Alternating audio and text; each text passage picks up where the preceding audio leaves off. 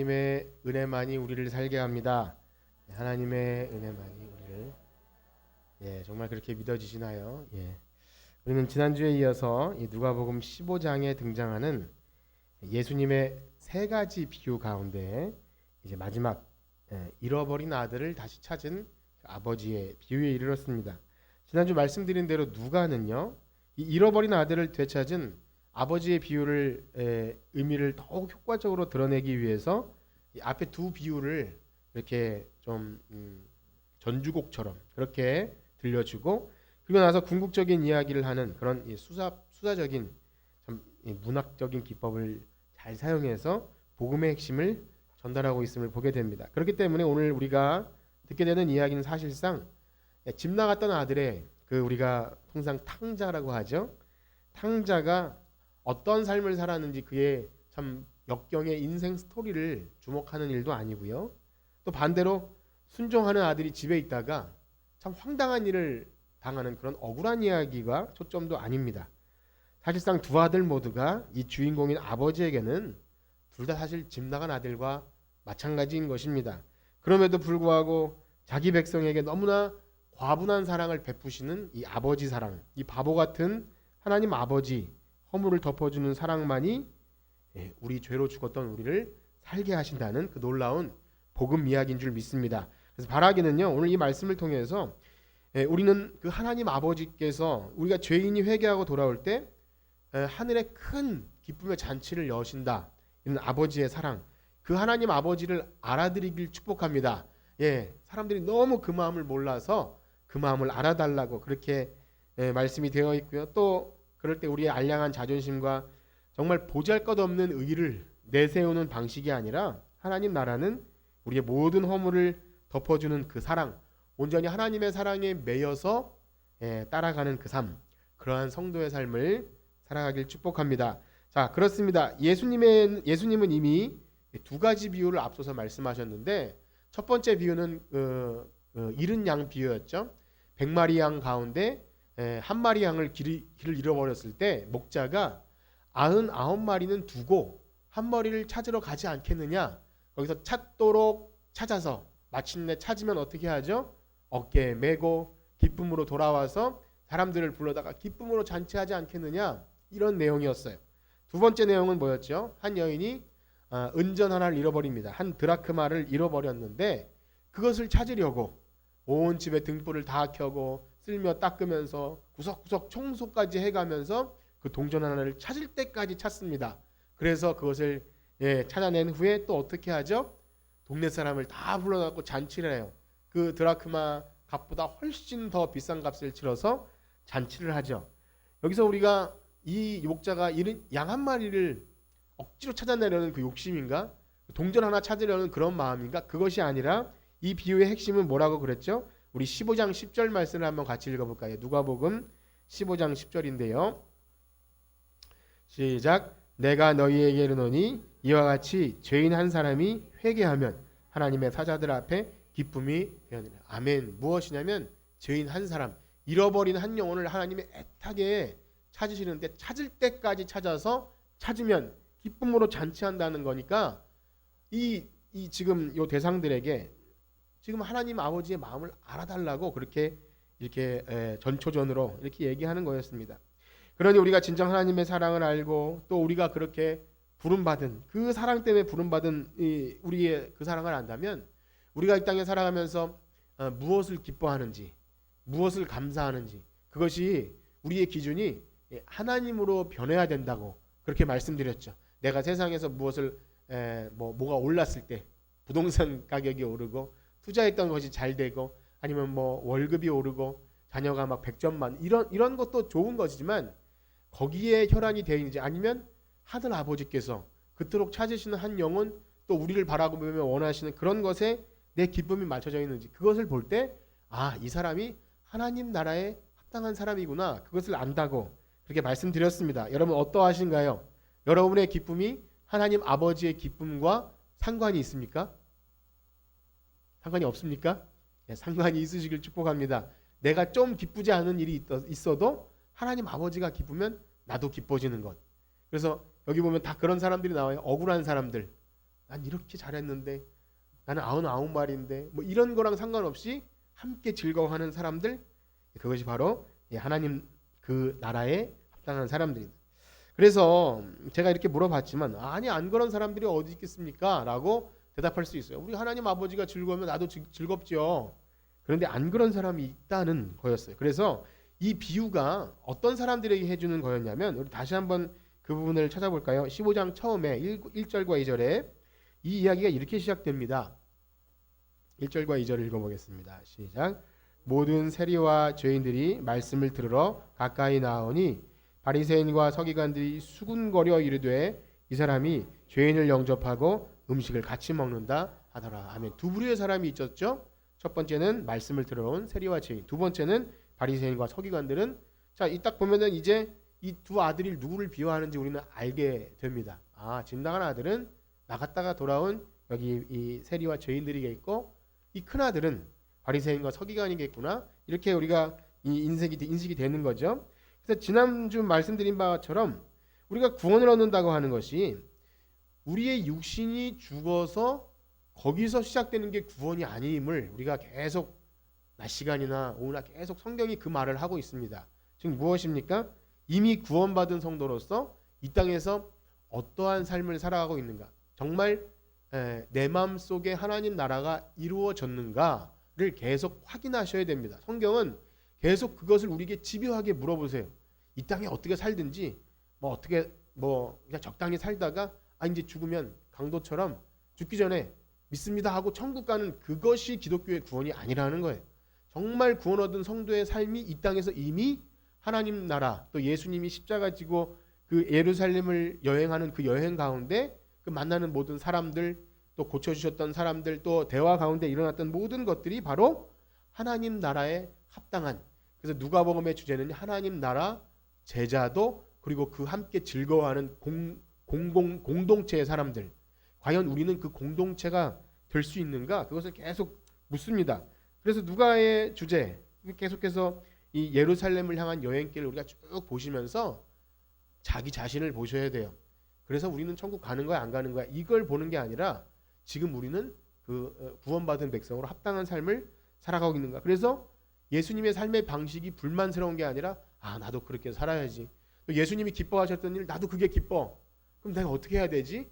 그러면 내가 무엇을 찾아야 되지? 이런 그런 사람이 바로 하나님 나라에 합당한 사람입니다. 자, 그러한 면에서 예수님이 아무리 하나님 아들로서 메시아로서 정말 생명을 살려주시고 소외된 자들을 돌보시고 그 하늘에 속한 신령한 복을 말씀하셔도 어떤 사람들은 그것을 복음으로 여기고 정말 이분이 하나님의 아들이시구나 이러한 사람이 있는 반면 어떤 사람들은 계속 불편해요.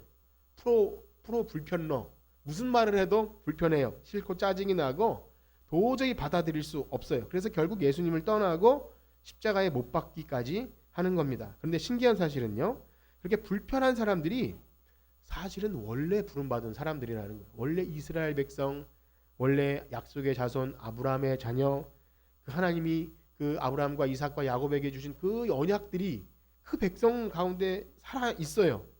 참 그들의 자부심, 우리 조상 모세가 십계명을 율법을 받았고 우리 조상은 다윗이고 그 참 하나님과 함께 하신 홍해를 걷는 그 백성들. 또한 반대로요, 복음을 듣고 돌아오는 사람들은 아예 약속에서 외인들. 그래서 에베소서 말씀 이따 읽겠지만 너희들은 약속도 없고 할례도 없고 이스라엘 나라 밖의 사람들이고 세상에서 아무런 소망도 없던 사람들인데 그들이 더 기뻐하고 즐겁게 돌아온다는 것입니다. 정말 역설이죠, 역설. 하나님 나라는 굉장히 이런 역설이 많아요. 그래서 이제부터 시작되는 15장의 세 번째 비유는요, 오늘 이 말씀을 듣는 우리가 어떠한 사람들인지를 스스로 그렇게 발견하게 해줍니다. 나는 어떠한 사람이고 이 말씀을 들을 때 나는 어떻게 반응하는가, 이거를 이렇게 주의 깊게 살피셔야 됩니다. 답을 드리려고 하지 마시고 고민을 많이 하셔야 돼요. 그래서 사실상 비유에서 말씀드린 대로 표면적으로 집 나간 아들은 세리와 죄인, 그리고 큰 아들은 바리새인과 서기관. 우리는 당연히 이방인이니까 세리와 죄인이겠지. 그래서 큰 아들은 맨날 책망받고 작은 아들은 아버지가 이렇게 사랑해 주니까 우리는 됐어, 우리는 그냥 구원받는 거야, 이렇게 생각하면 안 된다는 거예요. 사실 이 말씀을 듣는 우리는 과연 어느 쪽에 속하는지 오늘의 말씀의 결말은 열려 있어요. 이 누가의 그 좀 유식한 말로 내러티브라고 하는 그 이야기는요, 그냥 그렇게 물으면서 끝나요. 예, 답을 주지 않아요. 그러니까 이야기 속에서 여러분들의 신앙을 발견하셔야 됩니다. 그래서 여러분 앉으셔서 잘 들으시면서 나는 어떻게 어디에 위치를 두고 어떻게 반응해야 되는가. 그러므로 우리는 이방인이니까 작은 아들로 여기고 나는 회개하고 또 항상 돌아오면 돼. 언제든지 하나님은 받아주실 거야. 그렇게 낙관해서도 안 되고요. 난 유대인도 아니고 그러니까 내 얘기가 아니야. 이렇게 받아들이시면 안 됩니다. 왜냐하면 하나님 아버지의 입장에서는요, 큰 아들이나 작은 아들이나 다 아들이에요. 다 사랑하는 아들이고 다 기뻐하는 아들이어서 다 돌아오길 원하시지, 큰 아들은 너는 교만하니까 됐어, 둘째 아들만 사랑해, 이런 하나님이 아니시라는 거죠. 그래서 교회는요, 그렇게 이방인이나 유대인이나 하늘에 있는 것이나 땅에 있는 것이나 다 통일되고 하나 되게 하는 것. 그래서 이 교회는 굉장히 신비로운 장소입니다. 세상에서 유식한 사람, 돈 많은 사람, 똑똑한 사람, 노래 잘하는 사람, 못하는 사람, 정말 값어치 없어 보이는 뭐 그런 사람 없겠지만 하찮아 보이는 사람까지도 하나님은 그 누구도 하나님의 내 자녀다. 그 딸 저기 혈육증 내 딸이다. 이 여인은 내 딸이다. 이렇게 누구든지 말씀하시죠. 그러므로 이 말씀, 이 누가복음이 처음 초대교회에 들려졌을 때는요, 그 당시에 각처한 신앙 사람들에게 다양하게 그것이 적용됐을 것입니다. 왜냐하면 예수님 말씀처럼 우리는 언제든지 처음 된 자가 나중 될 수 있고요, 나중 된 자가 또 먼저 될 수 있는 그런 사람들이고요. 시대가 흐를 때마다 때로는 복음으로 인하여 자유를 누린 자가 어느덧 율법주의자처럼 됩니다. 우리는 이방인 중에서도 이방인이잖아요. 거리로 보나 시대로 보나 저 멀리 떠는 그 유대 땅 베들레헴과는 너무나 멀리 떨어진 이곳인데, 여기서도 조금 먼저 믿으면 어느덧 유대인 행세를 하고 바리새인 행세를 하는 것이 우리의 그 얄팍한 의입니다. 때로는 아예 반대로 율법 폐기론자가 되어서 그런 거 다 필요 없고 난 자유롭게 난 예수님 믿어. 그래서 언제든지 주님은 받아주시니까 내가 나태하고 방종한 삶을 살아도 괜찮아라고 말할 정도로 또 그렇게 잘못 값싼 은혜로 만들어 버리기도 하는 것이 우리의 모습입니다. 그래서 복음은 언제나 이 두 가지가 항상 제시돼요. 두 가지. 우리는 이 두 가지 어느 쪽에도 치우치면 안 되는 것이죠. 그렇기 때문에 우리는 이 귀한 말씀, 오늘도 이 변함없이 우리의 각자 신앙의 형편에 따라서 적실하게 들려주시는 성령의 음성임을 믿고요, 주의 깊게 들으시고 내가 지금 어디에 있는지 지혜롭게 들으시는 여러분들 되시길 축복합니다. 우리 다시 한번 11절에서 14절까지 읽도록 하겠습니다. 11절에서 14절입니다. 시작. 또 이르시되 어떤 사람에게 두 아들이 있는데 그 둘째가 아버지에게 말하되 아버지여 재산 중에서 내게 돌아올 분깃을 내게 주소서 하는지라. 아버지가 그 살림을 각각 나눠 주었더니 그 후 며칠이 안 되어 둘째 아들이 재물을 다 모아가지고 먼 나라에 가서 거기서 허랑방탕하여 그 재산을 낭비하더니 다 없앤 후 그 나라에 크게 흉년들어 그가 비로소 궁핍한지라. 아멘. 아주 짧은 시간에 읽은 말씀이지만 굉장히 많은 이야기가 들었죠. 어떤 사람의 두 아들이 있었어요. 두 아들 중에 둘째가 아버지에게 굉장히 황당한 주장을 하죠. 아버지, 저에게 돌아올 유산을 주십시오. 그래서 교회 안에 어떤 형제가 있을 때 항상 그런 말을 해요. 형은 참 모범적이고 성실한데 둘째는 항상 좀 망나니 짓을 한다고. 그래서 그걸 가지고 나가서 그래서 뭐 둘째가 더 이렇게 그런 어쨌든 그렇습니다. 근데 여기서 둘째가 나오네요. 둘째가 자기 유산을 달라 그럽니다.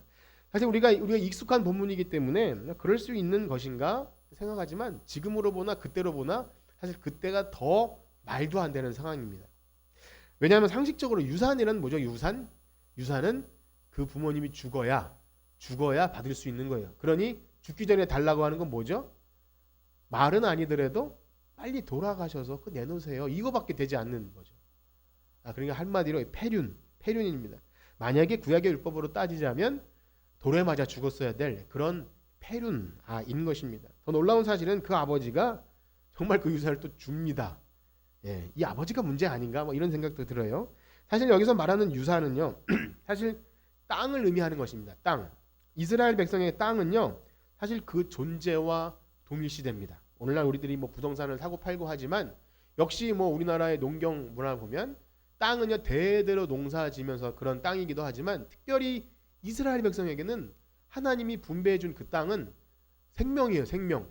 예, 대대로 물려받아서 농사 짓고 만약에 빚지고 저당 잡혀서 팔려도 50년이 되면 돌아오게끔 만들어준 게 땅입니다. 그래서 땅은 바로 그 지파 존재, 그 자신 생명, 거의 생명에 가까운 거예요. 그래서 아버지가 이 아들에게 살림을, 여기 보면 살림을 나누어 주었다, 그런 단어가 나오는데요. 15절에 보면 아버지가 그 살림을 각각 나누어 주냐 할 때 그 살림이라는 단어를 그냥 재물 쓰는 물질적인 단어가 아니라, 여러분 그 비오스, 전에도 그런 말씀 드렸는데, 이게 그냥 물질 단어가 아니라 생명, 오늘 바이오라는 단어로 이 어원이 되는데, 생명을 살림살이를 나누어 주었다. 그러니까 우리가 뭐 바이오리듬 하듯이 그럼 우리의 삶을 그냥 잘라서 나누어 주었다, 이런 표현을 쓰고 있습니다.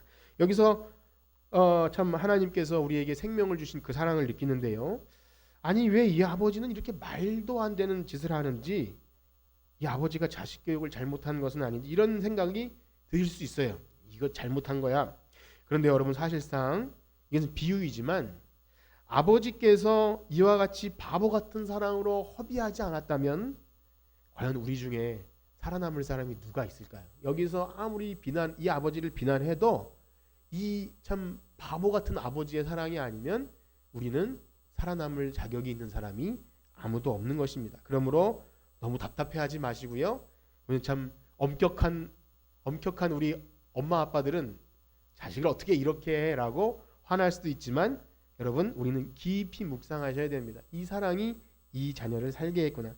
그러나 사랑하는 여러분, 이 아버지는 정말 바보는 아닙니다. 결과를 몰라서 그렇게 한 게 아니에요. 모르긴 몰라도 이 아들이 금방 이것을 다 까먹고 돌아올 것을 알았을 거예요. 알면 그렇게 하지 말았어야 될 텐데 굉장히 비싼 값을 치러서 그 사랑을 알게 하시는 것 같습니다. 사실상 우리 하나님 아버지도요, 우리가 고집부리고 곁길로 갈 때 때로는 이상할이 많지 길을 열어주시는 것을 경험합니다. 여러분들이 경험하셨을지 모르지만 사실 이스라엘 백성이 그렇게 하나님이 원치 않은 왕을 달라고 요구할 때 하나님 어떻게 하시죠? 주세요. 한번 그래 경험해봐라. 그 왕이 너희들 종으로 삼고 딸들 다 뺏어가고 그렇게 할 거야 라고 말해놓고 주세요. 너희들 한번 뭐 당해봐라, 그런 뜻일까요? 하나님은요, 그것도 선으로 바꿔주세요. 거기서도 그 왕을 통해서 앞으로 오실 왕을 주세요. 그러니까 하나님이 일하시는 방식은 가히 우리가 측량할 수가 없는 것입니다. 그렇다고 되도 않는 거 자꾸 요구해도 된다는 말씀이 아니라, 우리는 그게 그냥 진심이잖아요. 잘 모르는 거 구하는 게 진심인데 그것조차 하나님이 허용하실 때 조금 지혜가 생기면 일이 잘 풀려도 하나님이 기뻐하지 않을 수도 있구나, 우리는 분별하셔야 돼요. 그래서 신약 성경은 항상 너희들이 새 사람이 됐으면 분별해라, 그렇게 말씀하세요. 주의 뜻이 무엇인지 이해하라. 그러니까 이거면 이게 뭐 아니면 도식으로 하나님 이리로 갈 거야 저리로 갈 거야 해서 전보듯이 하는 게 아니라, 우리는 성령 충만한 사람은요, 새 사람은 충분히 말씀을 통해 이해할 수 있어요. 정말 그런 거 있으시죠 여러분? 예, 목사님이나 누구한테 안 물어봐도 여러분 다 아세요. 고집 때문에 안 되는 거지 사실은 알면서도 안 되는 경우가 거의 많습니다. 그러므로 그것도 기도해야겠죠. 하나님, 제가 아는데 말씀에 순종하지 못합니다. 그래서 일이 잘 풀린다고 이거 하나님이 일 열어주시는 거야 그렇게 하지 마시고, 정말 하나님이 기뻐하시는 것, 우린 그 길로 가야 할 줄 믿습니다. 그래서 우리 주의해야 할 것은요, 바로 그겁니다. 하나님이 기뻐하시는 일인가? 이 일이 하나님이 기뻐하시는 일이 아닌데 잘 풀려도 그것은 걱정하셔야 돼요. 자, 그렇습니다. 결과는 불보듯 뻔하죠. 여기 보면 몇 날이 못 돼요, 그 수많은 아버지의 생명과 같은 재산을 다 까먹습니다. 나중에 그 형이 그것을 좀 비아냥거리라고 한 건지 그 아버지의 생명 같은 재산을 창녀와 함께 다 먹어버린, 이렇게 표현한 거 보면, 그래서 우리 뭐 성경 동화나 이런 데 보면 그 아이가 막 여자를 불러놓고 막 이런 얘기가 나오지 않습니까? 근데 사실 그런 내용은 오늘 본문에 등장하진 않아요. 어쨌든 허랑방탕이라는 단어 속에 술과 뭐 여자와 도박과 이런 게 있지 않았겠는가 상상해 보는 것이죠. 어쨌든 다 까먹습니다. 빈털터리가 돼요. 근데 말씀드린 대로 그것을 자세히 다루지 않아요. 문제는 뭐냐면, 중요한 이슈는 뭐냐면, 어쨌든 자기 고집대로 나갔다가 다 까먹었다죠. 그리고 거기다가 참 타이밍도 잘 맞춰서 흉년까지 듭니다. 풍년이었다면 주워 먹는 것도 많았을 텐데, 그래도 농부가 이렇게 반 모퉁이에 이렇게 뭔가 남겨놓으면 그거 주워 먹고 살았을 텐데 흉년이에요. 그것조차 없는 겁니다. 그래서 이 아이가 어떻게 되죠? 비로소 14절에 보면 궁핍한지라. 너무 중요하죠. 비로소 궁핍한지라 의도하셨던 거예요. 비로소 궁핍한지라. 그렇습니다. 하나님이 떠난 인류의 상태는 바로 궁핍입니다. 궁핍을 경험해야 돼요. 땅이 혼돈하며 공허했던 그 하나님의 창조의 질서가 없던 그 상태, 그 하나님의 떠난 인생, 자기 멋대로 살 수 있을 거라고 생각했지만 그 자기 멋대로 산 인생의 결과는 무엇이라고요? 궁핍. 그래서 물을 떠난 고기가 살 수 없듯이 자기 자리를 벗어난 인생은 결국 생명을 잃어버리고 사망의 자리에 갈 수밖에 없는 궁핍. 그런데 여러분, 이 다 까먹고 궁핍을 경험하는 것 비로소 자기 자신을 보게 합니다. 그러므로 하나님이 우리를 낮추시고 궁핍을 경험하게 하시는 것도 은혜인 줄 믿습니다. 이것이 은혜라고 깨달아지는 사람은 진짜 구원받은 백성이에요. 하나님이 나를 낮추시고 시험해도 궁핍하다. 물론 물질적으로 그런 것도 있지만 공허하고 참 삶의 보람이 없고 그런 것을 경험하는 것. 그래서 만약 우리 성도 가운데 정말 신앙을 잃어버리고 다른 길로 갈 때 그 궁핍을 경험하게 하신다면 저는 정말 그 사람이 부러워요. 부럽고 우리도 항상 그렇습니다. 복된 인생이에요. 하나님이 궁핍을 경험하게 하실 때 비로소 자기 자신을 보고 하나님을 봅니다. 그렇습니다. 자기 자신의 비참한 상태를 모르면 결코 하나님의 사랑도 알 수 없고 복음도 귀하게 여기지 못하죠. 그래서 복음은 언제나 하나님의 사랑과 우리의 비참한 상태를 계속 비교하면서 보여주죠. 특별히 에베소서에서 그것을 많이 봤는데 1장에서 하나님의 그 구원의 풍성함을 찬송하리로다 이렇게 막 찬송해 놓고 2장에 가면 그러나 너희는 허물과 죄로 죽었던 본질상 진노의 자녀였다. 이것을 계속 대조합니다. 왜 그렇습니까? 비참함을 아는 것도 은혜라는 거예요. 자신의 비참함을 알아야 하나님의 은혜를 깨닫게 되는 것. 그래서 여러분 비참함을 제대로 깨닫는 여러분들 되시길 축복합니다. 그래서 집 나간 아들은요 이제 먹을 것도 없고 있을 것도 없어서 결국 그 나라에서 가장 참 지저분한 돼지 치는 일을 합니다. 지금 오늘날 뭐 돼지 많이 갖고 있으면 부자잖아요. 그런데 유대인들에게 돼지는요 가장 혐오하는 짐승입니다. 그래서 역사마다 참 끔찍한 일 중에서 그 이방 왕들이 돼지 피를 갖다가 성전에 뿌리는 그런 이 사람들이 이걸 제일 싫어하니까 나쁜 짓을 한 것이 돼지 피고요. 돼지는 그냥 쳐다보지도 않는 그렇습니다. 돼지 치는 일조차 어려운 건데 그 돼지 치는 일을 하면서 어떻게 표현하죠? 먹을 것이 없어서 그 돼지가 먹는 주염나무 열매라는 걸 그걸 얻어 먹어 보려고 드라마로 얘기하면 완전히 그냥 나라 바닥으로 떨어진 거죠. 그런데 그것조차 주는 사람이 없다. 그냥 완전히 비참한 상태를 경험합니다. 그때야 비로소 아들이 혼자 무언가를 깨닫게 되죠. 우리 17절에서 19절입니다. 시작. 이에 스스로 돌이켜 이르되 내 아버지에게는 양식이 부족한 품꾼이 얼마나 많은가. 나는 여기서 주려 죽는구나. 내가 일어나 아버지께 가서 이르기를 아버지 내가 하늘과 아버지께 죄를 지었사오니 지금부터는 아버지의 아들이라 일컬음을 감당하지 못하겠나이다. 나를 품꾼의 아라로 보소서 하리라. 아멘. 지금 이 아들이요 비로소 자신의 그 전에 있던 자리가 얼마나 귀한 자리임을 알게 되고 아버지께 돌아가기를 결심합니다. 그리고 그가 어떤 말을 할지 막 혼자 연습하는 거예요. 이걸 만약에 그 오페라나 이런 드라마로 했으면 혼자서 내가 어떻게 말을 하지? 내가 아버지께 아버지 내가 하늘과 아버지께 죄를 지었사오니 뭐 이렇게 대사 연습을 하는 겁니다. 한번 상상을 해보세요. 열심히 무엇이라고 말해야 가장 적합하게 내가 회개했다는 것을 알려드릴까? 이런 생각을 가지고 열심히 준비합니다. 뭐 그거 말고도 여러 가지 말을 표정과 어떻게 해야 될지를 준비한 것 같아요. 그런데 우리가 주의 깊게 살펴볼 것은 사실상 이 아들이 스스로 돌이켰다고 하지만 이것이 성경이 말하는 진정한 회개인지는 좀 불분명합니다. 왜냐하면 자기의 죄에 대한 진단도 자기가 했고 처방도 자기가 했고 어떤 벌을 받을지 그리고 내가 어떤 대우를 받을지도 자기가 정하죠. 굉장히 겸손한 것 같지만 사실은 자기가 스스로 하겠다는 그런 마음이 있어요. 목사님 이 정도 회개만 해도 대단한 것 아닙니까? 왜 이 아들의 회개를 그렇게 폄하합니까? 라고 물을 수 있지만 그러나 정말 자신의 죄를 반성하는 것보다 더 중요한 것은 하나님 아버지의 사랑이 어떠하다는 것을 알 때 사실 이 아들은 감히 이렇게 말할 수조차 없는 거예요. 그냥 그 아들을 아들로 받아들일 준비가 된 그 아버지에게 이 아들이 아닙니다. 저는 그냥 품꾼으로만 써주세요. 라고 하는 건 사실 무례한 대답이죠. 자, 그러나 정말 자신의 죄를 반성한 것인지 우리가 한번 보게 되면 사실 모르긴 몰라도 이 아들은 다 망했지만 이 대사 속에서 알량한 자존심이 있었던 것 같아요. 그래도 내가 이런 대사를 이렇게 해서 말을 해야지. 아직은 좀 먼 것이 아닌가 생각이 듭니다.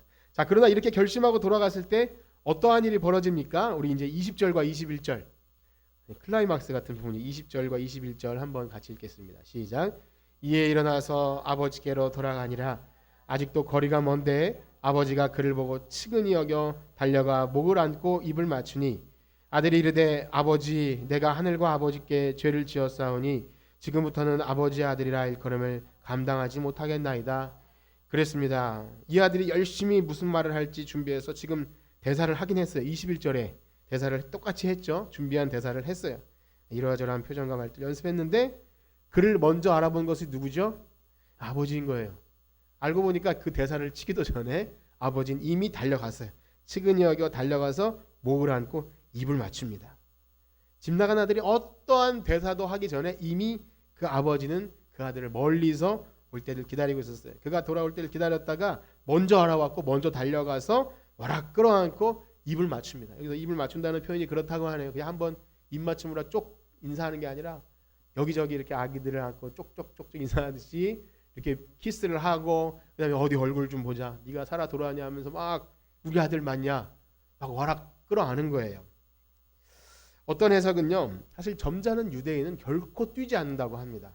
우리나라 조선시대 그 선비 양반처럼 비가 와도 무슨 일이 있어서 절대 뛰지 않아요. 그 도포자락을 절대 휘날리지 않습니다. 그런데 이 어른이 모든 체면을 다 버리고 달려나간 거예요. 동구박까지 달려나가면서 그때 어디 천박하게 뛰냐 이런 표현이 있는데 개의치 않아요. 다리를 드러내면서 열심히 뜁니다. 아들을 받기 때문에 기뻐하는 것도 있지만요. 이런 해석이 있어요. 당시 마을에는 그 마을에 페루나가 있으면 그 마을의 장로들이나 어른들이 이것은 우리 고을의 수치야. 돌에 맞아 죽어야 돼. 그래서 그 아들을 혹시 먼저 다른 사람이 보고 돌 맞아 죽을까봐 가서 덥석하는 거예요. 그냥 먼저 아는 거죠. 모든 자존심을 다 내려놓고 아들을 안아버린 겁니다. 그래서 이 아버지는 누가 내 아들을 건드리기 전에 내가 안아야겠다 이런 마음인 거죠. 그 아버지가 안았는데 그 아들을 누가 정죄하겠습니까? 모든 자존심을 버리고 생명과 같은 재산을 내어주었다면 사실 성공도 못하고 재산을 다 까먹고 돌아왔으면 우리는 어떻게 하죠? 호적에서 파내버려야 됩니다. 그런데 그 아버지의 사랑을 그냥 그렇게 했다는 것에 대해서 우리는 이해할 수 없는 겁니다. 잘 생각해보면 이 아들이 생각했던 그 감동적인 대사도 하지 못했어요. 말도 꺼내기 전에 이미 그냥 덮어버립니다. 아니면 아버지가 그 대사를 듣고 잘 생각했다. 그래 너는 품꾼부터 다시 한번 차곡차곡 시작해보자. 이런 말도 없어요. 그냥 그 아들의 말은 아무 의미가 없이 그냥 그렇게 받아들이죠. 그래서 아버지는 그 아들이 그런 말을 했는지 상관없이 그냥 돌아간 것이 너무 기뻐서 더 이상한 일을 벌입니다. 우리 22절에서 24절입니다. 22절에서 24절 시작. 아버지는 종들에게 이르되 제일 좋은 옷을 내어다가 입히고 손에 가락지를 끼우고 발에 신을 신기라. 그리고 살찐 송아지를 끌어다가 잡으라. 우리가 먹고 즐기자. 이 내 아들은 죽었다가 다시 살아났으며 내가 잃었다가 다시 얻었노라 하니 그들이 즐거워. 아멘.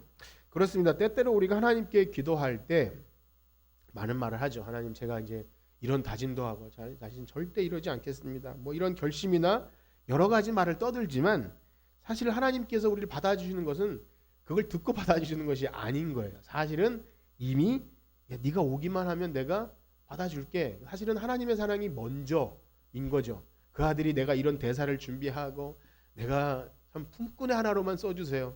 내가 하늘과 아버지께 죄를 지었으면 이게 얼마나 멋져요. 대사가. 이런 생각을 했는데 그것과 상관없이 그 아버지는 회개보다 하나님의 사랑이 우선한다는 것을 보여줍니다. 그렇습니다. 첫 번째 비유에서처럼 잃은 양을 찾았을 때 그냥 온 마을 사람들을 초청하고 잔치한처럼 또 그리고 잃은 드라크마를 찾았을 때 그 사람들을 초청하고 잔치한처럼 이 아버지도 잔치를 베풉니다. 거기다 송아지를 잡고 우리 잔치를 베풀자 하면서 기쁨으로 천국 잔치가 벌어진 거예요. 그 아들이 제대로 회개했는지 안 했는지도 중요하지 않아요. 간을 보지도 않습니다. 그냥 그 자리에서 회복시켜주는데 여기서 그래서 단숨에 회복시켜주는 의미가 그냥 옷을 갈아입혀주고 그 다음에 손에 가락지를 끼워주고 신의 신발을 신발은 그때의 종이나 노예는 신을 수도 없는 아들만 신을 수 있는 그런 것인데 그냥 인정해 주시죠. 과연 누가 이 아버지의 기쁨에 대해서 왜 그렇게 사랑을 허비하느냐고 비난할 사람이 누가 있겠습니까? 이 패역한 아들을 살찐 송아지를 왜 잡을 수 있냐고 비방할 사람이 누가 있습니까? 그렇죠. 우리는 어떠하지요? 우리는 이 아버지의 사랑이 이해가 되십니까? 우리 하나님이 이렇게 자기 백성을 사랑하는 일에 참 좀 이런 표현 그렇지만 참 미친 사랑이죠. 미친 사랑. 어떻게 그렇게 할 수 있나? 과도한 열심. 그런데 사실 이 정도가 아니라면 우리를 위해 아들을 내어주시지 않으셨을 것입니다. 그래서 우리 중 한 사람도 그 하나님 아버지의 사랑을 받을 자격이 없는 거죠. 근데 문제는요, 이 장면이 꼴 보기 싫은 사람이 있는 거예요. 이 아버지는 왜 이러실까? 우리 그 부분을 보겠습니다. 25절에서 30절입니다. 우리 교독하도록 하겠습니다. 25절에 30절 제가 먼저 읽겠습니다. 맏아들은 밭에 있다가 돌아와 집에 가까이 왔을 때 풍악과 춤추는 소리를 듣고 대답하되 당신의 종들이 돌아왔음에 당신의 아버지가 건강한 그를 다시 맞아들이게 되므로 인하여 살찐 송아지를 잡았나이다 하니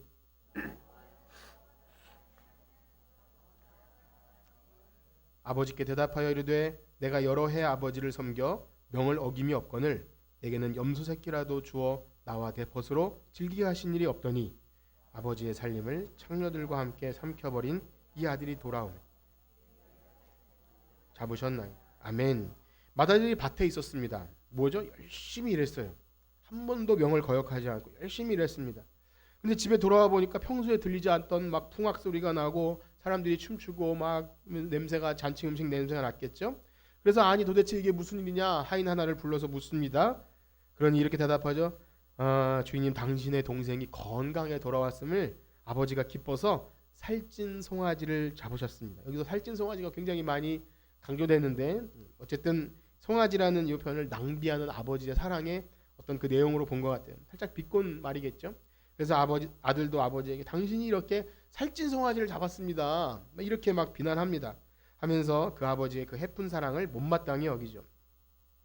형이 지금 이렇게 화가 난 것이 여러분 어떻습니까? 이해가 되십니까? 이해가 되죠. 왜 안 됩니까? 자신은 이렇게 밭에서 열심히 죽도록 한 번도 명을 어기지 않고 열심히 일했는데 어떻게 생각하면 이 형이 과도하게 이기적인가라고 생각하기는 굉장히 어려워요.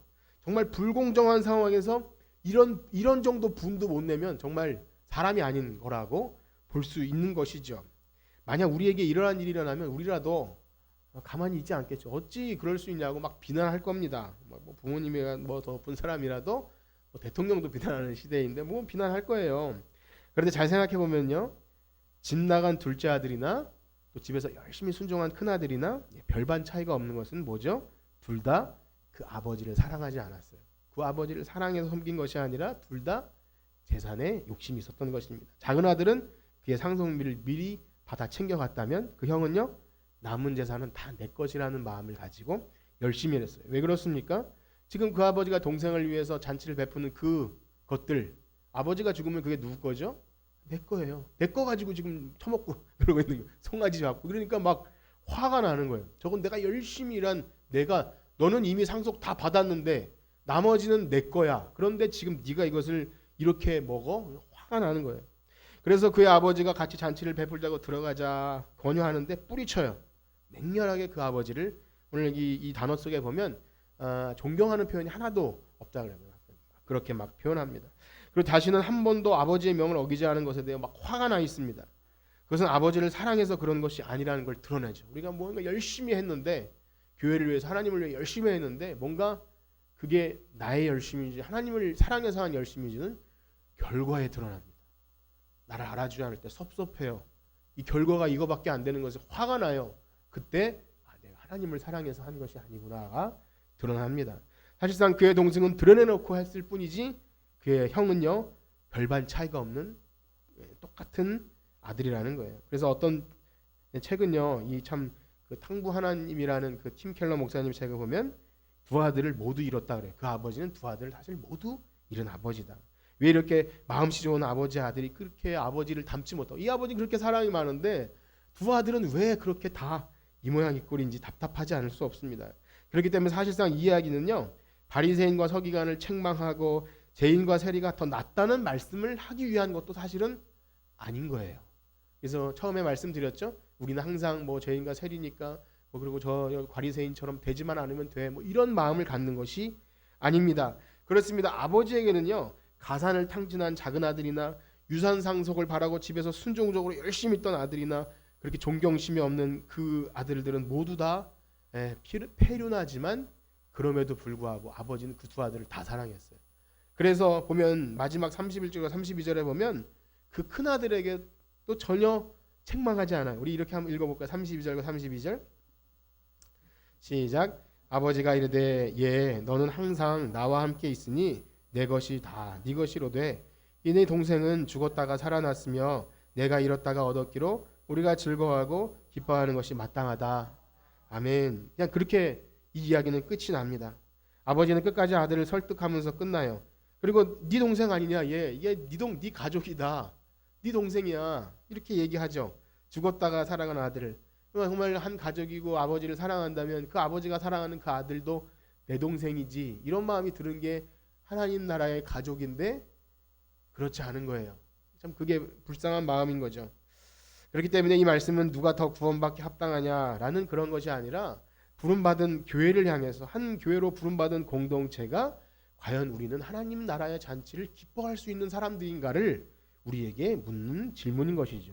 그래서 이 복음서를 처음 접했던 초대교회도요. 이러한 문제들이 있었을 것입니다. 유대인들은 최초의 성도가 되었고 이방인들이 계속해서 교회로 들어올 때 이런 진통을 겪었을 거예요. 그래서 자신들은 이스라엘 백성의 율법을 잘 지켜왔어요. 고난과 역경 가운데도 정말 신앙을 잘 지켜왔는데 어디서 참 오늘날로 말하면 듣지도 못했던 보지도 못한 잡것들이 와서 여기서 자기네들도 교인이라고 우리는 동일한 형제요 하나님이 다 우리를 위해서 돌아가셨다고 예수님이 하시니까 복음을 듣긴 들었는데 그게 쉽게 용납이 되지 않는 것입니다. 그래서 저 저급한 사람들을 내 형제로 받아들이라고 사실상 역사가 많이 흘렀지만 그 미국 사회 흑인과 백인 교회도 전혀 받아들일 수 없고 우리나라도 초대교회 양반과 상민이 하나 되는 것이 그렇게 어려웠다 그래요. 복음이 들어왔지만 오늘날도 마찬가지 아니겠습니까? 한 교회 안에서 정말 그것이 없는가? 우리 항상 그 교회 안에 우리들의 그런 질문을 던집니다. 그래서 아무리 이 복음이 예수 그리스도의 피로 막힌 다음에 허물어졌고 그래서 한 세 사람을 지은 공동체가 바로 교회라고 아무리 그렇게 우리가 들어서도 쉽게 서로를 용납하지 못해요. 모든 사랑 온유와 겸손으로 피차 사랑으로 섬기고 하나 되게 하신 것을 힘써 지키라는 명령을 해주셔도 그렇게 어려운 것이 오늘날 우리 현실이기에 말씀은 그렇게 우리에게 묻고 있습니다. 자, 교회는 무엇입니까? 우리 에베소서 말씀을 좀 길지만 한번 같이 읽어볼 텐데요. 에베소서 2장 11절에서 22절 말씀입니다. 에베소서 2장 11절에서 22절 교독하도록 하겠습니다. 그러므로 생각하라. 너희는 그때 육체로는 이방인이요 손으로 육체 행한 할례를 받은 무리라 칭하는 자들로부터 할례를 받지 않은 무리라 칭함을 받은 자들이라.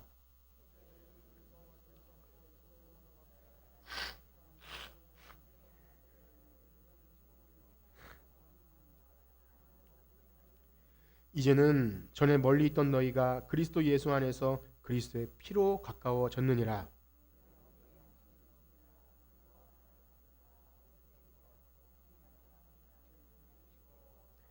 법조문으로 된 계명의 율법을 폐하셨으니 이는 이 둘로 자기 안에서 한 세 사람을 지어 화평하게 하시고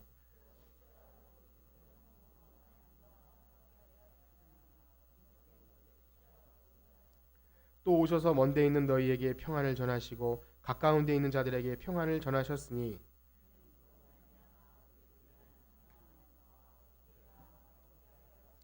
그러므로 이제부터 너희는 외인도 아니요 나그네도 아니요 오직 성도들과 동일한 시민이요 하나님의 권속이라.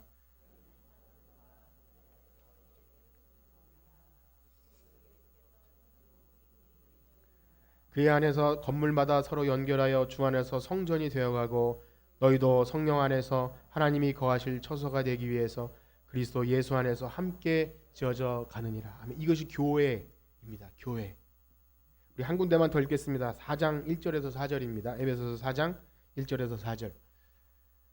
다 같이 읽겠습니다. 시작. 그러므로 주 안에 갇힌 내가 너희를 권하노니 너희가 부르심을 받은 일에 합당하게 행하여 모든 겸손과 온유로 하고 오래 참음으로 사랑 가운데 서로 용납하고 평안에 매는 줄로 성령이 하나 되게 하신 것을 힘써 지키라. 몸이 하나이요 성령도 한 분이시니 이와 같이 너희가 부르심의 한 소망 안에서 부르심을 받아.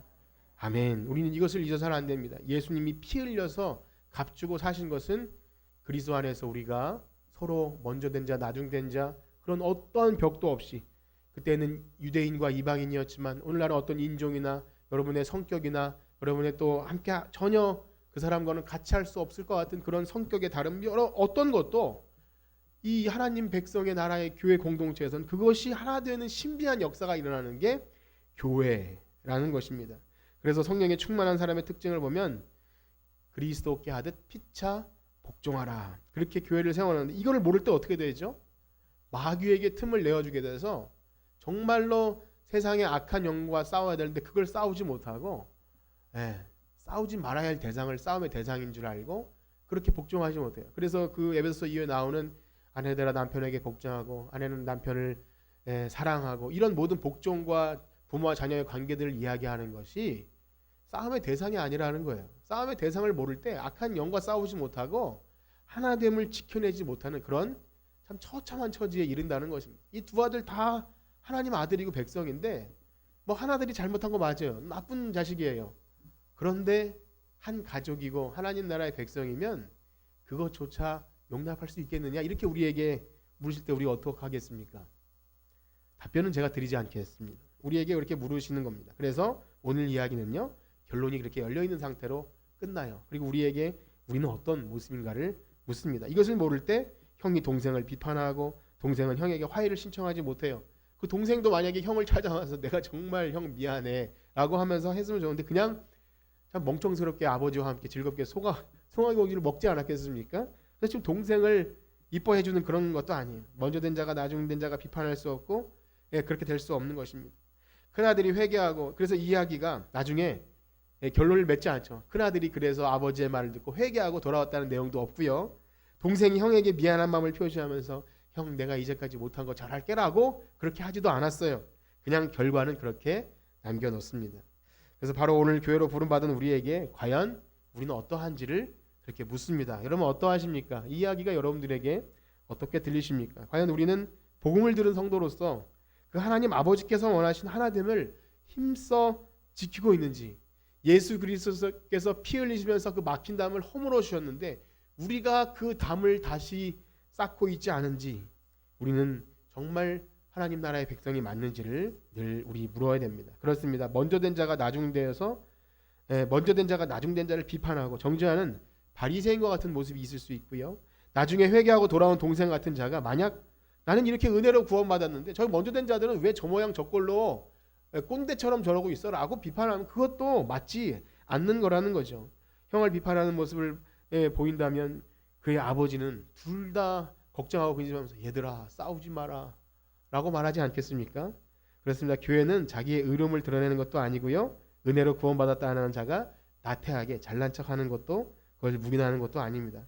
우리는 그 누구도 예수 그리스도의 보혈의 공로가 아니면 지금 여기에 있을 수 없는, 이 교회 공동체에 들어올 수 없는 죄인이라는 사실을 생각할 때 누가 실족하고 연약한 상태에 있으면 누구라도 그가 돌아오길 바라고 기도하고 돌아오면 함께 기뻐하는 것, 그것이 교회인 줄 믿습니다. 그래서 내 마음 자체가 그것이 안 됐다면 회개해야 돼요. 저건 분명히 벌 받아야 되고 저건 충분히 다 뺏어버려야 돼 라는 그런 마음이 들었다면 우리는 회개해야 됩니다. 그것이 바로 하나님 나라의 소유한 백성의 공동체입니다. 참 죄송한 말씀이지만 저와 같이 부족한 부족한 목사도 마음에 비판하는 마음이 생길 때가 굉장히 많은 거예요. 이건 참 용납할 수 없다. 어떻게 이럴 수 있는가? 그런 마음이 스물스물 막 듭니다. 그래서 하나님 말씀, 진리, 참 옳게 해야 된다는 그런 마음들, 그런 게 은근히 나의 관점으로 내 틀 안에 갇혀서 다른 사람을 막 평가할 때도 있고 정죄하는 마음이 들어요. 그것이 설교 속에 가끔씩 녹아지기도 하고 그럴 때마다 이것이 성령의 역사인지 나의 알량한 그런 잘난 척인지 막 마음이 굉장히 어려울 때도 있는 거죠. 그러나 하나님의 말씀은 살아있고 활력이 있어서 자유의 널sam과 같아서 결코 하나님 말씀을 비껴갈 수가 없어요. 그 죄가 드러나고요. 스스로 회개할 수밖에 없는 그런 상황에 이릅니다. 그래서 하나님 말씀을 겸손히 서면요. 나의 그러한 참 잘남과 이런 게 얼마나 우스운지. 그래서 하늘에 계신 자가 비웃으신다는 가끔씩 그런 생각을 해요. 꼴랑 그거 가지고 그렇게 그런 생각이 막 듭니다. 특별한 저의 그 부르심에서 이 교회에서 저는 부모님도 있고 또 형제도 있고 다 그렇습니다. 어릴 때부터 저를 보아온 분도 있고 그래요. 그래서 거기서 느껴지는 여러 가지 삶의 나의 신앙과 설교와 삶이 맞지 않을 때 그건 제 십자가라고 생각을 해요. 그냥 그렇구나. 근데 가끔씩 그것을 묻어두고 싶고 아닌 척하고 싶어도 살아계신 하나님은 집요하게 그걸 건드려요. 참 신기하게도 그걸 뒤집어 까게 만들고 그냥 모른 척 묻어두고 싶게 만들지 않습니다. 그래서 그때마다 생각이 들어요. 하나님 정말 사랑하시는구나. 우리 교회를 사랑하시고 말씀으로 인도하길 원하시구나. 그렇게 하나님이 저를 만져주시는 것 같고 또 여러분들을 굉장히 사랑하시는 줄 믿습니다. 불꽃 같은 눈동자로 보호하시는 걸 생각이 듭니다. 그래서 우리 신앙생활하는 가운데 정말 예수 그리스도의 십자가 복음 타협할 수 없는 그 진리 외에 우리가 뭐 그렇게 우리가 지조를 지킬 것이 있고 뭐 그렇게 할 것이 뭐가 있습니까?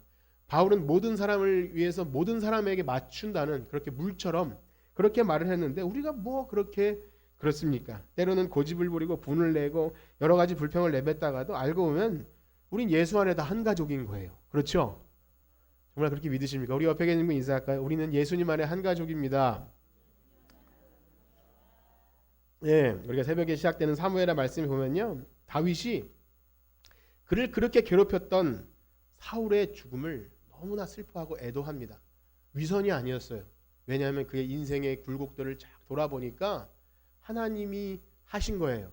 그렇기 때문에 참 사울을 봤을 때 너무나 측은한 거죠. 그를 통해서 하나님이 이 나를 이끄셨는데 알고 보니까 그도 이스라엘 백성이고 참 그도 베냐민 집하고 하나님 기름 부으신 세우신 종임을 알 때 다윗은 그냥 그것을 그냥 그렇게 어떤 아말렉 사람이 와서 내가 사울을 죽였다고 할 때 그냥 그것을 내버려 두지 않는 그런 모습을 보게 됩니다. 그래서 그 말씀들이 계속 이렇게 중첩이 돼요. 개인적으로 드리는 말씀입니다.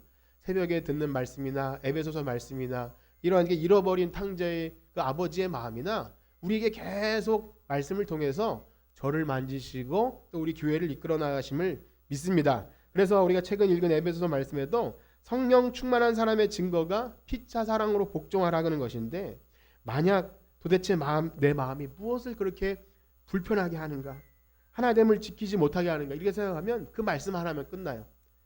그리스도께 하듯 피차 복종하라. 나의 알량한 자존심을 내려놓고 우리를 사랑하셔서 아들을 내어주신 그 하나님 아버지의 사랑만 기억하기를 축복합니다. 지금도 우리를 사랑하셔서 너는 항상 나와 함께 있으니 내 것이 다 네 거야. 우리 그 말씀만 읽고 마치겠는데요. 우리 31절과 32절입니다. 우리에게 그렇게 말씀하시죠. 31절과 32절 시작. 아버지가 이르되 너는 항상 나와 함께 있으니 내 것이 다 네 것이로되 이 내 동생은 죽었다가 살아났으며 내가 잃었다가 얻었기로 우리가 즐거워하고 기뻐하는 것이 마땅하니라. 아멘. 우리 하나님 아버지의 기쁨이 우리의 기쁨이 되길 축복합니다. 그것이 구원받은 백성이고 하나님 마음에 합당한 성도입니다. 이 시간 찬양 드릴 때 이 찬양을 하겠습니다. 그럼에도 불구하고 이 찬양을 할 텐데 마음속에 어려움이 있을 때 여기 앉으세요. 아직 예배가 안 끝났으니까. 마음속에 어려움이 있을 때 이 찬양 가사가 그래요. 그럼에도 불구하고 날 사랑하시는 내 아버지의 사랑이 나의 모든 걸 덮고 오늘 그 아들을 받아주신 아버지가 그 아들을 와락 안지 않습니까? 그 사랑이 아니면 우리 여기 있을 수 없습니다. 그래서 우리 찬양 드리시고 기도하고 마치겠습니다. 마음속에 어려움이 있습니다.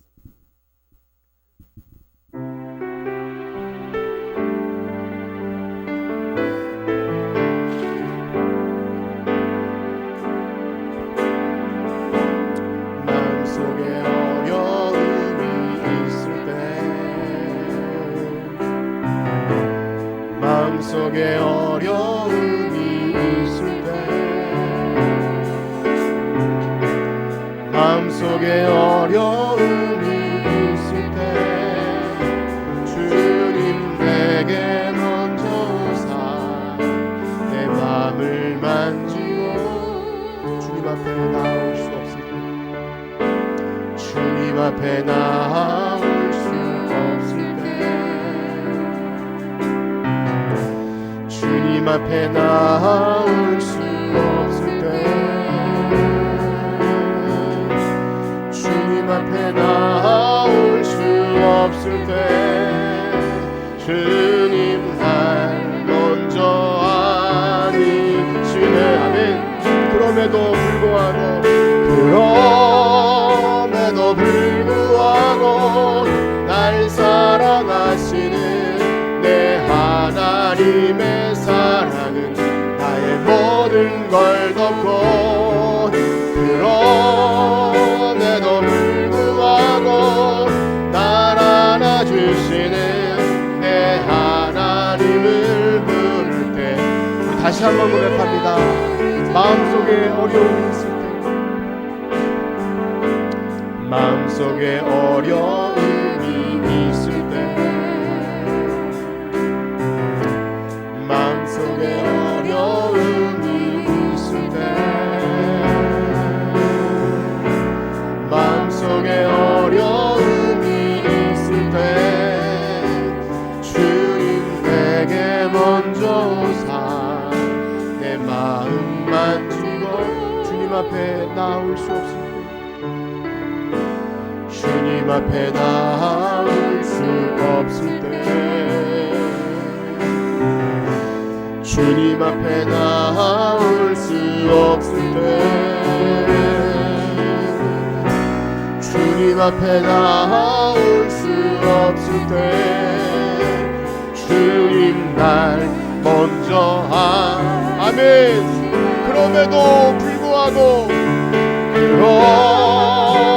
불구하고 날 사랑하시는 내 하나님의 사랑은 나의 모든 걸 덮고 그럼에도 불구하고 날 안아주시는 내 하나님을 부를 때 아멘.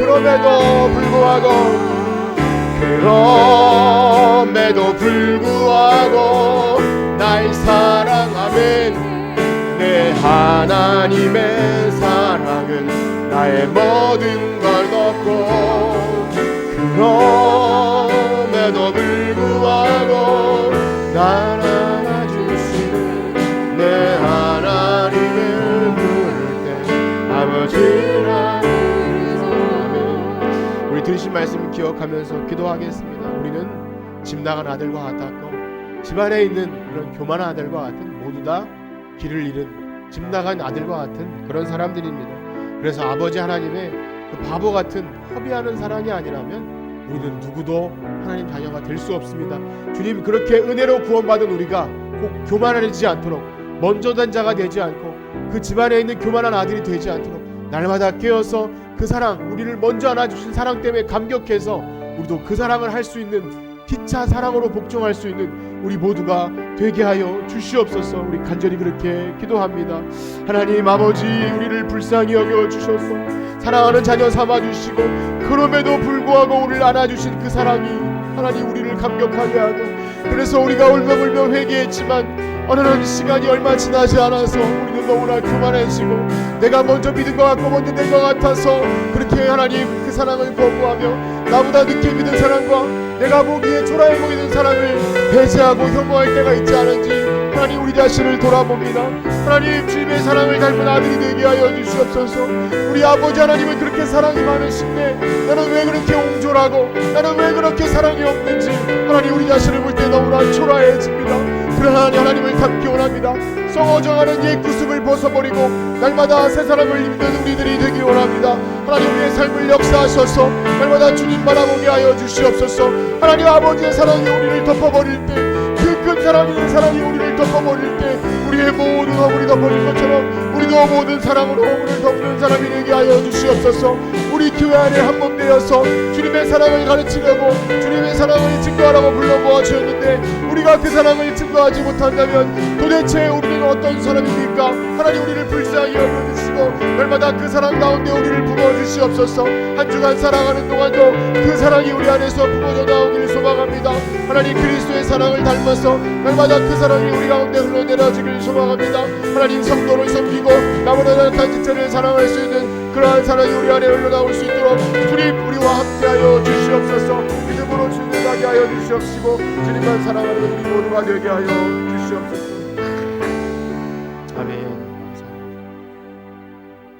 이제는 우리 주 예수 그리스도의 은혜와 하나님의 무한하신 사랑하심과 성령님의 교통하심이 오늘 그 참 바보 같은 아버지 하나님을 닮아서 우리도 이 땅에 살아가는 동안 그 사랑을 조금이라도 할 수 있는 그런 하나님의 나라의 백성으로 살아가는 성전교회 성도들 머리 위에 이제로부터 영원토록 함께 있을지어다. 아멘.